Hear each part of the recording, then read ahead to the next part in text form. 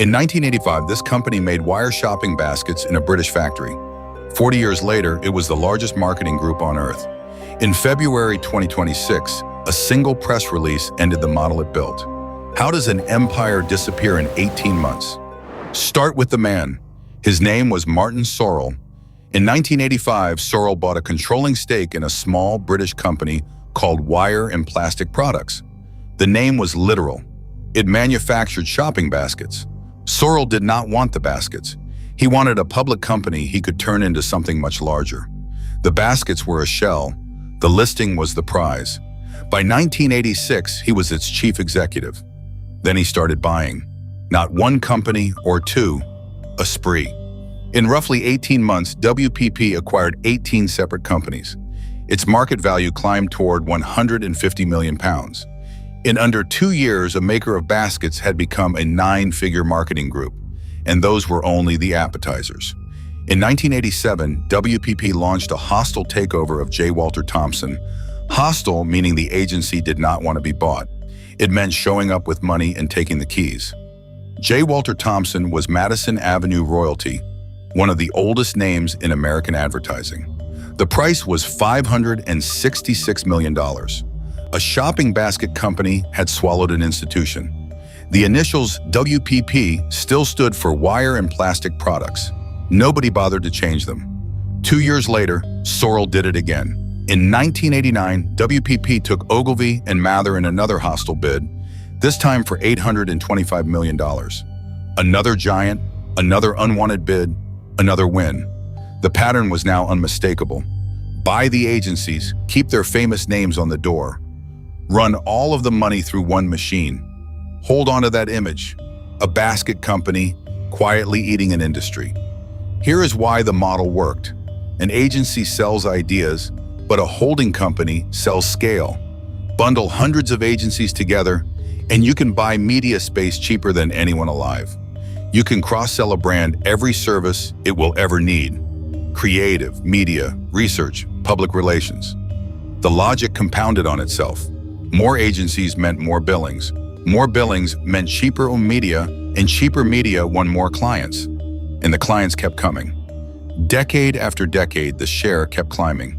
In the 1980s, holding companies handled under 10% of client advertising budgets. By the 2010s, they handled more than half. Not half of Britain's or half of America's, half of the world's. Half of the world's advertising money flowing through a handful of corporate towers. The holding companies had become the plumbing of the global ad business. Invisible, essential, and very well paid. And WPP sat at the top in the largest marketing services group on the planet, holding the crown for years. But the entire structure rested on one quiet assumption. Making and placing advertising is hard, so brands will always pay experts to do it. That assumption was so old that nobody ever said it out loud. Scale was the moat, and expertise was the toll booth. Every brand on earth paid to cross.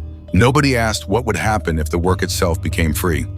In May 2025, Mark Zuckerberg described what Meta had been building. The setting was ordinary: a conference stage, an interview, a few minutes of product talk. But he said it plainly, on the record.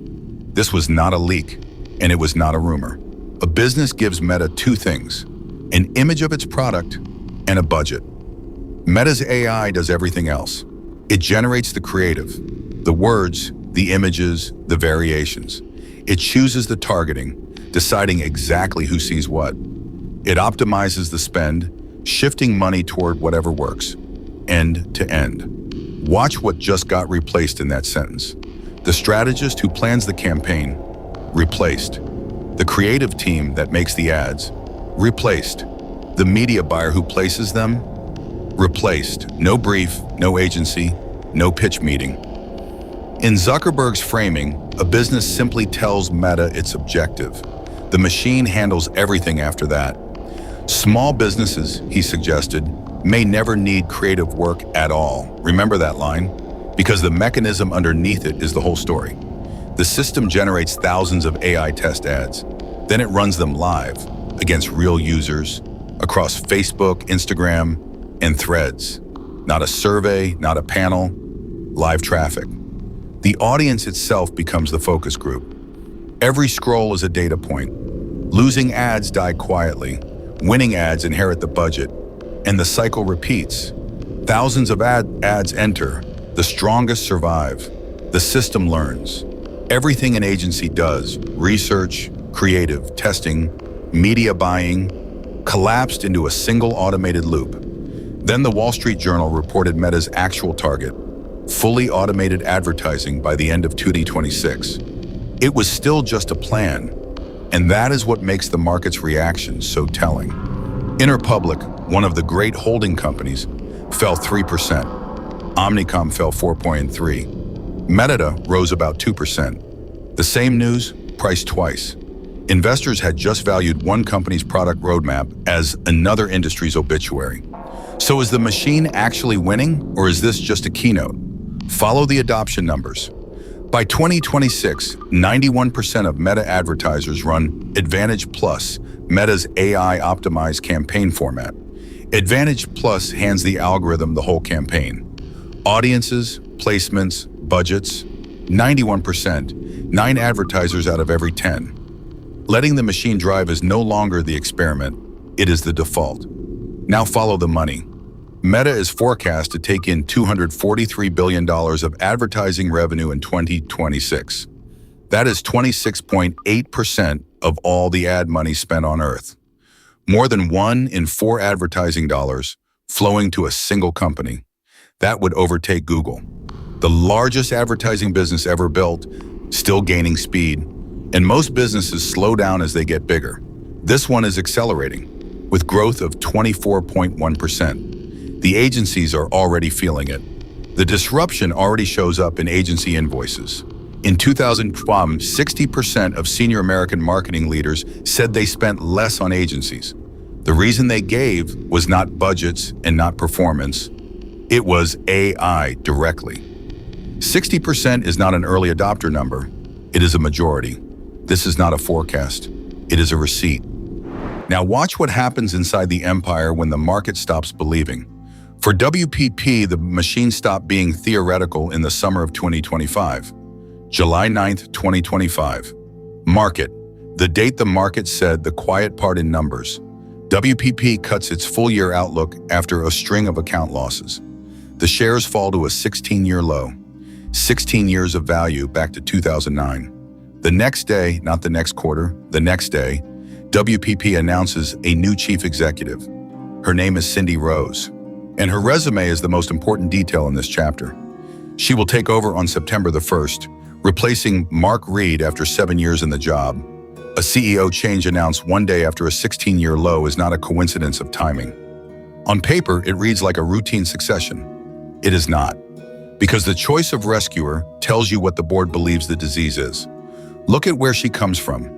Cindy Rose was Chief Operating Officer of Microsoft's global enterprise business. She had been at Microsoft since 2016. Before that, Disney, Virgin Media, Vodafone, Media and Telecoms, then years selling enterprise software. A career spent inside the companies that sell technology, not the companies that sell ads. And she had sat on WPP's board since 2019, watching all of this unfold. To rescue the world's most famous advertising company, the board did not choose an advertising person. It chose a tech executive from Microsoft, not Madison Avenue. Note where the rescue came from. When an industry hires its disruptors people to save it, that is not a hiring decision. That is a diagnosis. If scale was the defense, 2020 delivered the biggest scale play in advertising history. In late 2025, Omnicom completed its acquisition of Interpublic, $13 billion, all stock, the largest agency merger ever. The theory, get big enough and you can negotiate with anything. The deal displaced WPP as the #1 holding company in the world. The basket company's crown was gone. Then came the integration math. 2 holding companies become one, and the overlaps become redundancies. More than 4,000 jobs cut. Not a projection, a completed action. Then the brand audit. Agency networks with decades of history were judged redundant. FCB retired. Mullenlow retired. DDB retired. 3 global creative networks were left standing: McCann, BBDO, TBWA. Everything else would be absorbed. Stay on that middle name for a moment, because this is where the numbers stop being abstract. DDB was Doyle Dane Bernbach, founded in 1949. It was the agency behind Volkswagen's Think Small. That campaign put a tiny car on a page of empty space and started advertising's creative revolution. DDB survived 76 years of recessions, mergers, and changing taste. It did not survive a restructuring memo, retired as a line item, gone. The people went too. Eileen Kiernan, the chief executive of IPG Media Brands, stepped down as her division was absorbed. Titles, networks, careers, absorbed. Across the industry, people reach for the same words. Richard Edelman, chief executive of the largest independent PR firm, titled his year-end essay, "The Year the Agencies Died." Not a critic's headline, an insider's. The final act arrived on February 26, 2026. WPP announced a plan called Elevate 28. Read past the branding, and the substance is remarkable. This is the moment the cold open promised. WPP is formally abandoning the holding company model. The structure Martin Sorrell invented, the structure this story began with. Dozens of agencies collapsed into 4 units: WPP Media, WPP Creative, WPP Production, and WPP Enterprise Solutions. All of it runs on WPP Open, an artificial intelligence operating system. Not a collection of famous names. One company on one system. The empire of agencies now wants to be judged as a software platform. The numbers explain why. This is not a strategy pivot from strength. Like-for-like revenue fell 6.9% in the fourth quarter of 2025. It fell 5.4% across the full year. And WPP told investors to expect mid to high single-digit declines through the first half of 2026. Elevate 28 targets £500 million in annualized savings, about $677 million. Cindy Rose named the disease on the record: excessive organizational complexity, a lack of an integrated operating model, and inconsistent strategic execution. But she said it is within our power to fix. The recovery timeline asks investors for 3 years of patience. Stabilize in 2026, build momentum in 2027, return to growth in 28. Now step back and look at the shape of this story. The basket company that ate an industry has abandoned the model it fed that industry into, and its survival plan is to become the very thing that is eating it: a technology company run by a technology executive. The rescue came from tech, because the destination is tech. So what remains for everyone who is not Meta? The survivors are moving up the stack. Strategic consulting, brand storytelling, measurement that works across platforms. The judgment work the machine cannot yet do. Advice, not execution. Remember Zuckerberg's line, small businesses may never need creative work at all. He may be right. For everyone else, judgment is the product now. The agencies still exist, but increasingly they exist as consultants to the machine, advising clients on a game played inside Meta's walls. And the money keeps concentrating. By the end of 2026, more than a quarter of the world's ad spend is forecast to flow through Meta alone. Follow the money, and it ends in the same place every time. This is not a story about villains. Meta built a better machine for the bomb that agencies were paid to do. The agency's machine was scale, and scale stopped being scarce. One more image then, to close. In 1980, this whole story began with a factory full of wire baskets. The lesson was there from the beginning. The product was never the point. The machine behind it was. Advertising is not disappearing. There is more ad money than ever. What disappeared is the empire that stood between the brand and its audience. The machine stands there now.